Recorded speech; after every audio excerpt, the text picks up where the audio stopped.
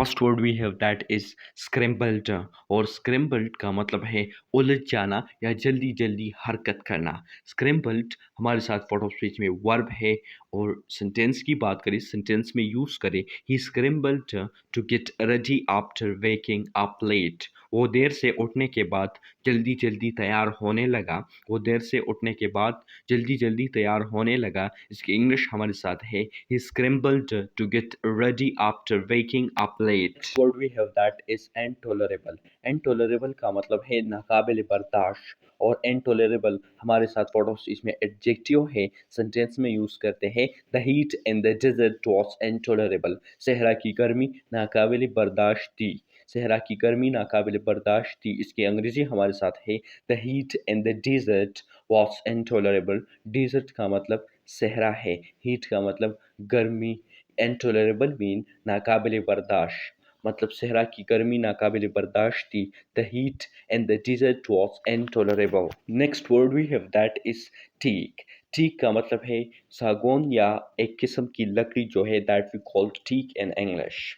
और टीक हमारे साथ फोटो स्पीच में नाउन है, सेंटेंस में यूज करते हैं। The table is made of पैवर teak wood. मेज खालिश सागौन की लकड़ी से बनी है। सागौन एक किस्म की लकड़ी है। मेज खालिश सागौन की लकड़ी से बनी है। The table is made of पैवर teak wood. Next word we have that is blue. और ब्लू का मतलब जो है वो फूंका है या उड़ा दिया है। अब ये जो ब्लू है ये पार्ट ऑफ स्पीच में वर्ब है, यानी वर्ब के जो है ये पास्ट टेंस है। It is past form of the verb. Blow का जो है ये पास्ट फॉर्म है। एंड इसको अगर सेंटेंस में यूज़ करें तो like this, the wind blew the papers off the desk. हवा ने कागजात में से उड़ा दिए। The wind blew the papers off the desk. हवा ने कागजात में से उड़ा दिए को इंग्लिश में ए ब्लू कहते हैं। और विंड को इंग्लिश में हवा कहते हैं। वाइंड जो तेज हवा चल रही, that call wind. And blue का मतलब है जो उड़ाना। और जो ऑफ द डिस्क में से कागजात, paper. Next word we have that is contented. Contented का मतलब है मुतमईन या खुश। कंटेंटेड मीन खुश या मुतमईन।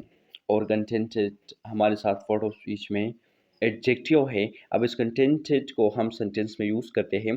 Sentence, she felt contented after finishing her homework और हर वर्क। अपना काम मुकम्मल करने के बाद वो मुतमईन महसूस कर रही थी। मुतमईन का मतलब कंटेंटेड है। आफ्टर फिनिशिंग हर वर्क, अपना काम मुकम्मल करने के बाद। She felt contented after finishing her work.